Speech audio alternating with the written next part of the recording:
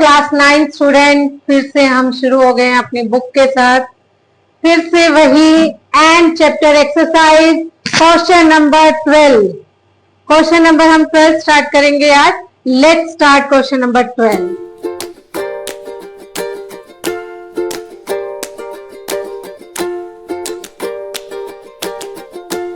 Given the point A1 minus 8, B minus 4, 7 and C minus 7 minus 4.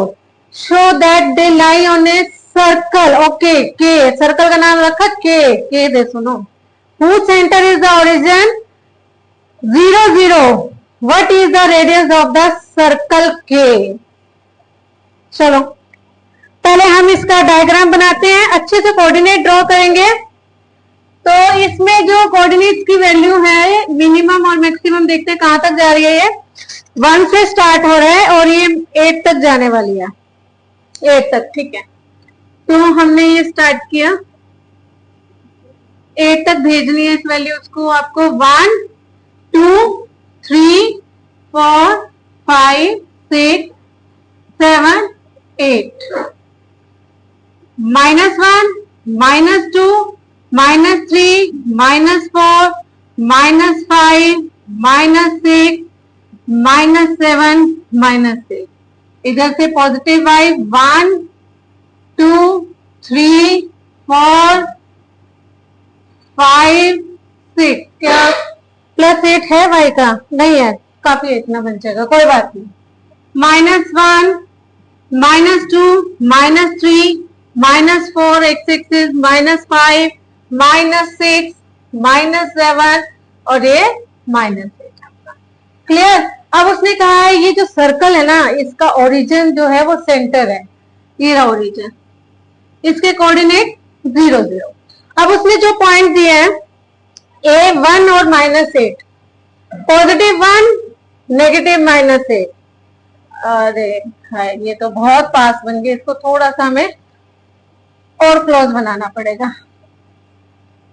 -1 -2 -3 -4 -5 -6 -7 -8।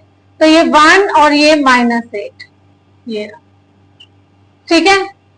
एक point इसका 1 और -8 है, दूसरा -4 और 7, x -4 और y 7। ये बहुत बड़ा जाएगा यहाँ पे।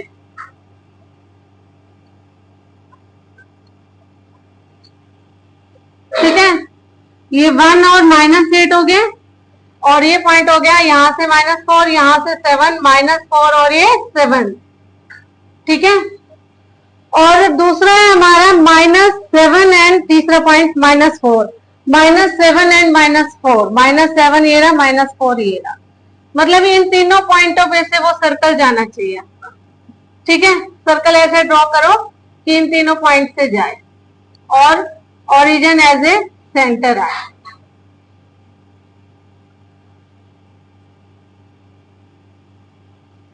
आपने ड्रॉ नहीं करना ये।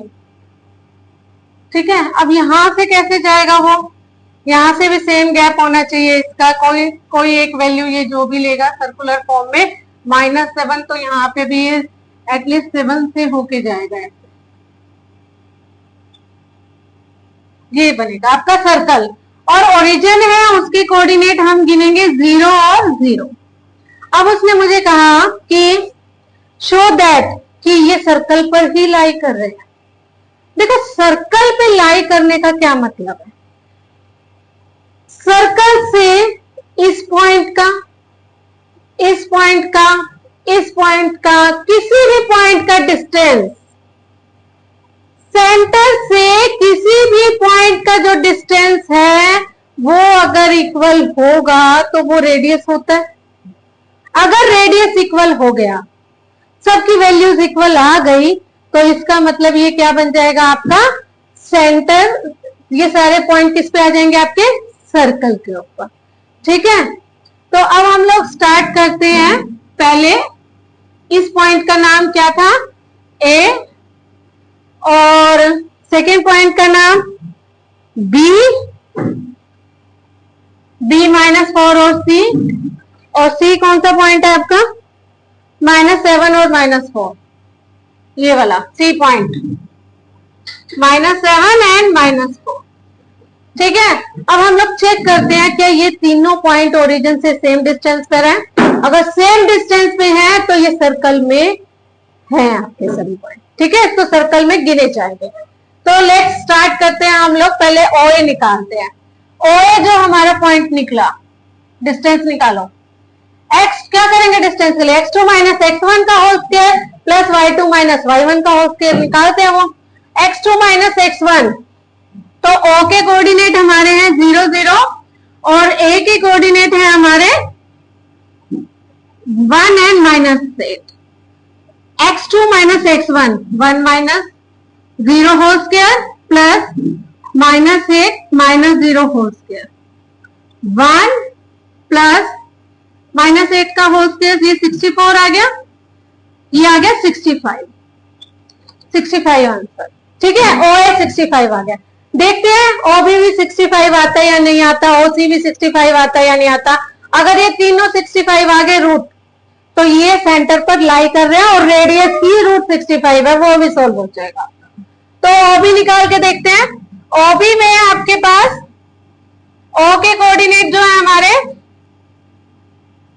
0 0 और B के कोऑर्डिनेट हमारे -4 एंड 7, इनके बीच में भी डिस्टेंस फॉर्मूला लगाएंगे हम। OB is equal to x2 minus x1 plus y2 minus y1 का होल स्क्वायर। -4 का स्क्वायर कितना हो गया आपका 16 प्लस 49, दिस इज रूट 65। ठीक है, क्लियर है, ये कितना आ गया हमारा रूट 65। नेक्स्ट हम लगाते हैं OC की वैल्यू। OC निकालते हैं। O का कोऑर्डिनेट 0 0, C के कोऑर्डिनेट कहां गया, C ये रहा, -7 -4 लगाओ OC का फॉर्मूला। x2 माइनस x1 का होल स्क्वायर, -7 -0 का whole square plus 0 -4 -0 whole square, 49 plus 16 root 65। तीनों वैल्यूज हमारी रूट 65, ये वाली, ये और ये तीनों कितनी आ गई आपकी रूट 65। सर्कल पे लाई करते थे, तीनों पॉइंट सर्कल पे लाई कर रहे हैं, तभी तो उनकी सेम वैल्यू आ रही है। और अगर वो पूछे रेडियस कितना होगा, रेडियस क्या होता है, distance between the centre of the circle and the any point on the circle. तो रेडियस भी हमारा क्या आ गया, दे लाई ऑन द सर्कल। पहले तो उसको ये बताओ, they all points lie on the circle, on the circle, जो इसने नाम दिया है उसका K। ठीक है, एंड द रेडियस, उसका रेडियस कितना है रूट 65। ठीक है, ये इसका एक पार्ट है। सेकंड पार्ट में पूछ रहा है गिवन द पॉइंट D -5 6 और E 0 9, क्या ये लाई इन द सर्कल और सर्कल के आउटसाइड है। देखते हैं, -5 एंड 6, x की वैल्यू -5, y की वैल्यू 6, यहां कहीं आएगा, सर्कल के अंदर ही लाई करेगा ये। और 0 एंड 9, x 9, D पॉइंट तो फिर भी कर सकता है, पर E पॉइंट यहाँ 0 9 जा रहा है, तो वो तो नहीं लाई करेगा। फिर भी आप इसको चेक करने के लिए अगर आप इसका डिस्टेंस निकाल लो, वो और भी अच्छा रहेगा। D की वैल्यू क्या दी थी उसने, -5 एंड 6, D की वैल्यू दी -5 एंड 6 और E की वैल्यू उसने दी 0 एंड 9, x 0 सॉरी और y 9, तो हम डिस्टेंस ही निकाल देते हैं। पहले OD निकाल के देखते हैं। O की वैल्यू तो 0 0, D की वैल्यू -5 और 6। अब इसको सोल्व करते हैं, -5 -0 whole square plus 6 -0 whole square, क्या ये रूट 65, देखो रूट 65 से छोटी आई तो कह देंगे सर्कल के अंदर है, रूट 65 आई तो सर्कल के ऊपर है, और रूट 65 से बड़ी आ गई तो सर्कल से बाहर है। तो ये हो गया 25 प्लस 36, क्या वैल्यू आ गई है 61 इन द सर्कल, यानी कि सर्कल के अंदर है। क्योंकि ये लेस देन किससे है, √65 से। ठीक है, बाकी OE देख लेते हैं। E के कोऑर्डिनेट हमारे 0 और 9, तो हम डिस्टेंस फॉर्मूला लगा देते हैं, वैसे तो बाहर ही नजर आ रहे हैं। 0 - 0 प्लस 9 - 0 होल स्क्वायर, तो ये कितना हो गया आपका 9 का स्क्वायर 81, मतलब आपका ये आ गया 9। अब √65 बढ़ा या 9 बढ़ा, देखो 64 का स्क्वायर रूट कितना होता है 8, और उसके बाद 9 का 81 का स्क्वायर रूट 9, तो ये आपका 8 से तो बड़ी वैल्यू आई है आपकी, 9 आई है। √65 8 से बड़ी वैल्यू है, लेकिन आपकी 9 से छोटी है, तो 9 कहां एग्जिस्ट करेगा, 9 सर्कल के बाहर, आउटसाइड द सर्कल। दोबारा से समझ लो कि क्या प्रॉब्लम आई। ये वैल्यू आई 9 और √65 की वैल्यू होती है 8 पॉइंट समथिंग, तो मेरा रेडियस तो 8 पॉइंट समथिंग है, 8.12, और लेकिन वैल्यू आ रही है 9, तो 9 तो सर्कल से बाहर ही होगा आपका, 9 अंदर नहीं हो सकता सर्कल के। ठीक है, तो ये आउटसाइड ऑफ द सर्कल होगा। ठीक है, ये था हमारा क्वेश्चन नंबर 12 कंप्लीट। अब करते हैं हम क्वेश्चन नंबर 13, तो उसको रब करते हैं। ओके, अब question number 13, the mid points of the sides of a triangle ABC are the points DEF। एक ट्रायंगल है ABC, उसके मिड पॉइंट्स हैं DEF। तो मैं यहां बनाती हूँ कि बहुत दूर चली जाती हूँ, मैं बनाते बनाते उल्टा आ जाते हैं, तो ऐसे बनाते हैं। ABC एक ट्रायंगल बनाते हैं, इसके मिड पॉइंट्स है DEF।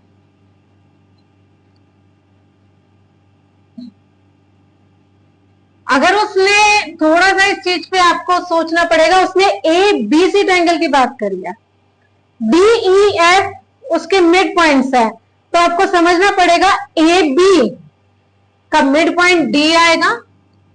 मैं लिख के देती हूँ कि ABC and mid point DE and F है, तो AB का मिड पॉइंट आएगा D, BC का मिड पॉइंट आएगा E, और AC का मिड पॉइंट आएगा आपका F।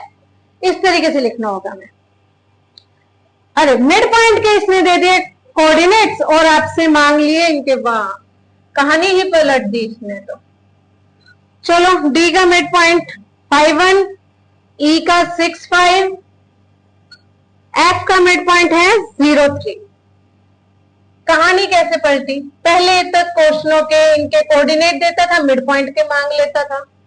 ठीक है, या फिर कोई मतलब अगर ये लाइन है इसमें से 2 तो कोऑर्डिनेट देता, वो एक भी कोऑर्डिनेट नहीं दिया उसने, मिड पॉइंट का कोऑर्डिनेट दे दिया, और क्या कह दिया रेशो 1:1 है। मुझे ABC के सबके कोऑर्डिनेट निकालने होंगे भाई, इसमें बड़ी मुश्किल है ये। देखो ये 1:1 है, 1:1 है, बहुत सोच के कॉन्सेप्ट लगाना है इसके अंदर, लगेगा मिड पॉइंट का ही फॉर्मूला, लेकिन उसके साथ उसकी क्या क्या खिचड़ी बनेगी उसकी, वो देखते हैं हम क्या क्या होगा उसके साथ। देखो मैं A के कोऑर्डिनेट मान लेती हूँ, मैं यहाँ डायग्राम में भी लिख देती हूँ x1 y1, B का कोऑर्डिनेट होगा x2 y2, C का कोऑर्डिनेट x3 y3। वहां क्लियर नहीं तो मैं यहाँ फिर से लिख देती हूँ x1 y1, B coordinate x2 y2, C coordinate x3 y3। Okay, अब देखते हैं ये D पॉइंट जो मिड पॉइंट कोऑर्डिनेट आया वो किस तरीके से आया। D का जो कोऑर्डिनेट आया हुआ है x का D कोऑर्डिनेट, अगर मैं इनके बीच में मिड पॉइंट का फॉर्मूला लगाऊं तो 5 इज इक्वल टू कैसे लगेगा, चलो मिड पॉइंट का फॉर्मूला बताओ।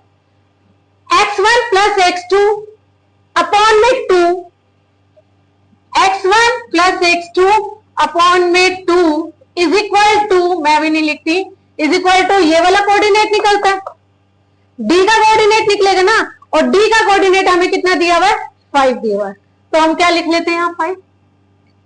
ठीक है, अभी देखना बहुत कुछ होगा इसमें।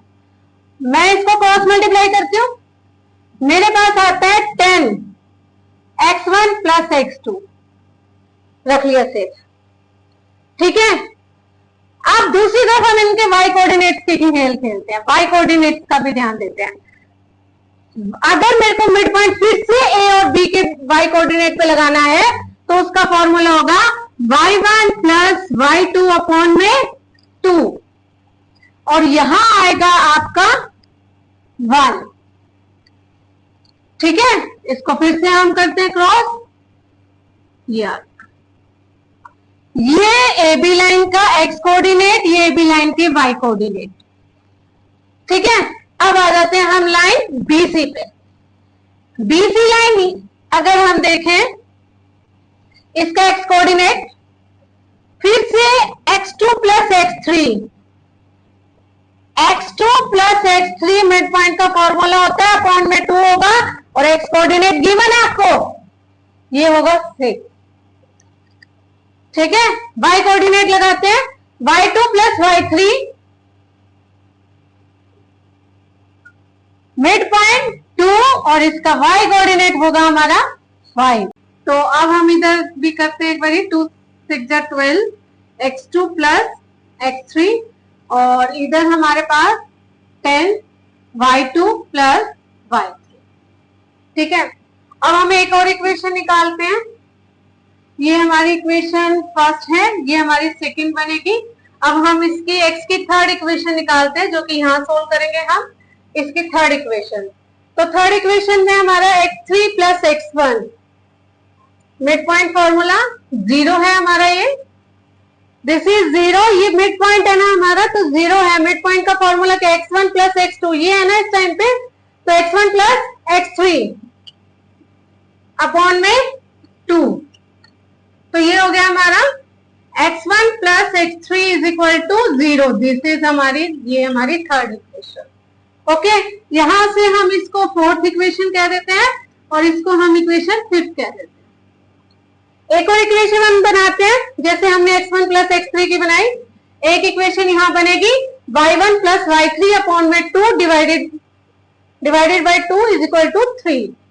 3 is equal to y1 plus y3 upon में 2। मिड पॉइंट फॉर्मूला लगाइए, आपका x1 y1 y2 y3 कुछ भी हो, आपने दोनों के कोऑर्डिनेट प्लस करने हैं, 2 से डिवाइड करने हैं, और जो दूसरा मिड पॉइंट होगा उसको इक्वल में रखना है। तो ये उस तरीके से बनेगा आपका 6, y1 plus y3 is equal to 6। ये मेरी आगे 6th इक्वेशन। मेरे पास 6 वेरिएबल्स नहीं है और 6 इक्वेशंस है, हम यही समझना होगा। अगर आपके पास एक वेरिएबल नहीं है, आपके पास एक इक्वेशन इनफ है।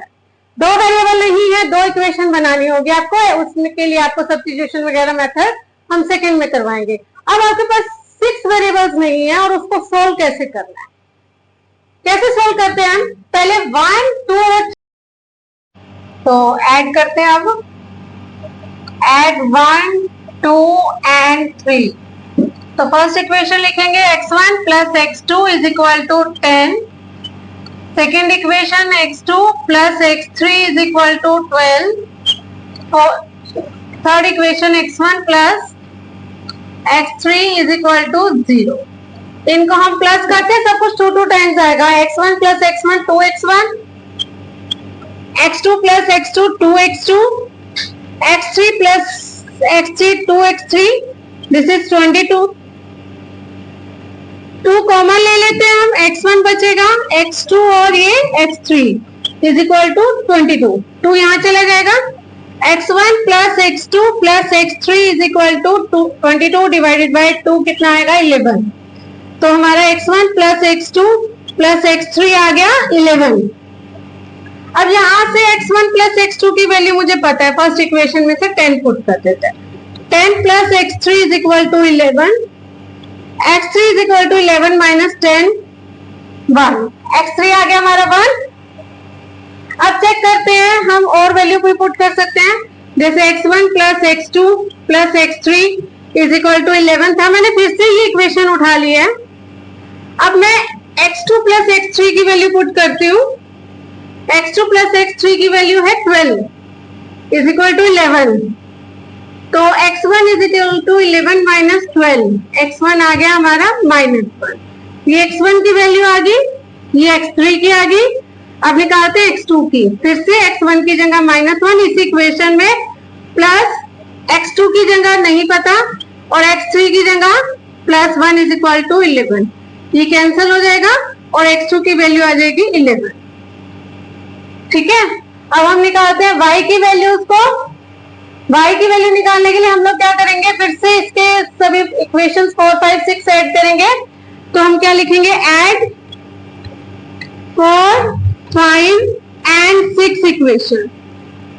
तो 4 है y1 plus y2 is equal to 2, fifth है आपकी y2 plus y3 is equal to 10 और 6 है आपकी y1 plus y3 is equal to 6।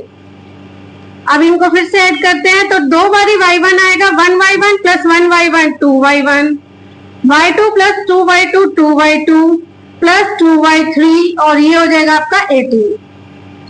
फिर से 2 कॉमन, इसको यहां बंद कर देते हैं। 2y1 plus y2 plus y3 is equal to 18। तो ये y1 plus y2 plus y3 is equal to 18/2 9 हो जाएगा। 2 यहाँ जाके डिवाइड हो जाएगा। फिर से y1 प्लस y2 की वैल्यू कितनी है 2, 2 plus y3 is equal to 9, y3 is equal to 9 minus 2, y3 आ गया हमारा 7, ये y3 भी निकल आया।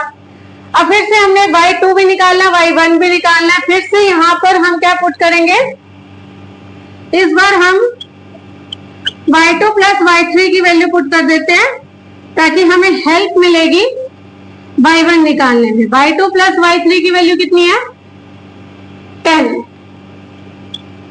तो y1 आ गया हमारा 9 माइनस 10, y1 आ गया हमारा -1।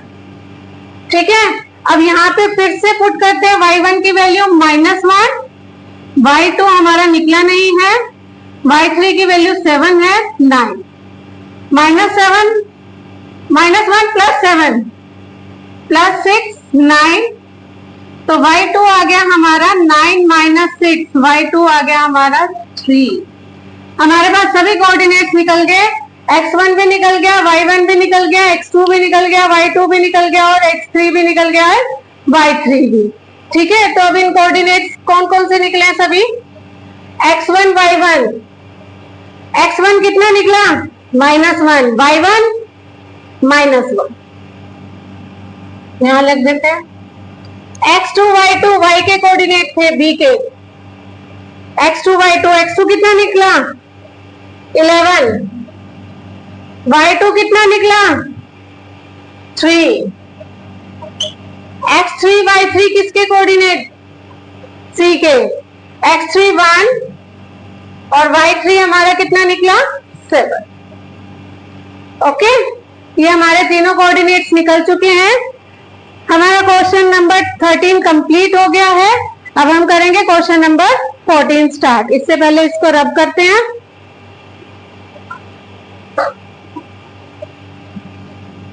हाँ, next question number 14। Question number 14, a city has 2 main roads which cross each other at the center of the city। बिल्कुल सेंटर ऑफ सिटी से 2 रोड्स क्रॉस कर रही हैं। These 2 roads are along north south and east west direction. All the other streets of the city run parallel to these roads. Okay, 200 meter apart. Okay, उसने क्या कहा, centre की road पे इस तरीके से, ये सिटी के बिल्कुल नॉर्थ से साउथ, ओके, टू वेस्ट। ठीक है, ये हमारे पास ये कह रहा है कि सिटी के सेंटर पे से इस तरीके से क्रॉस कर रही है एक दूसरे को रोड्स। फिर उसने कहा है all the other streets of the city run parallel to these roads at 200 metre apart. 200 metre की दूरी पे फिर से रोड आ जाती है, एक और रोड आ जाएगी, एक और रोड आ जाएगी। There are 10 street in each direction, 10 इधर 10 इधर। फिर उसके लिए कह रहा है using 1 centimetre as a 200 metre, यानी कि 1 सेंटीमीटर को 200, तो मैंने 10 ड्रॉ करने हैं। 1 2 3 4 5 6 7 8 9, 10. Same इधर 10 rows. 1, 2, 3, 4, 5, 6, 7, 8, 9, 10 rows. ठीक है, 2 क्योंकि 200 मीटर 1 सेंटीमीटर को रिप्रेजेंट कर रहा है उसने, और 10 रोड्स ऐसे पैरेलल में ड्रॉ करनी है। तो मैं ब्लू मार्कर से रोड्स ड्रॉ करते हैं पैरेलल में। देखो क्योंकि मैं बोर्ड यूज कर रही हूँ, स्केल नहीं है, तो हो सकता है थोड़ी सी लाइंस में मेरे फर्क आ जाए, तो आ ही रहा है, थोड़ा सा मुश्किल हो रहा है। ये 1 लाइन और अब ये सेकेंड,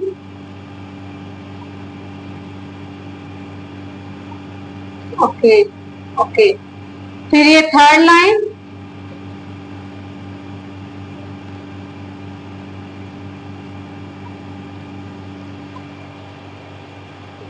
इसको ठीक कर देते हैं, हम 3rd इधर कर देते हैं। 4th line,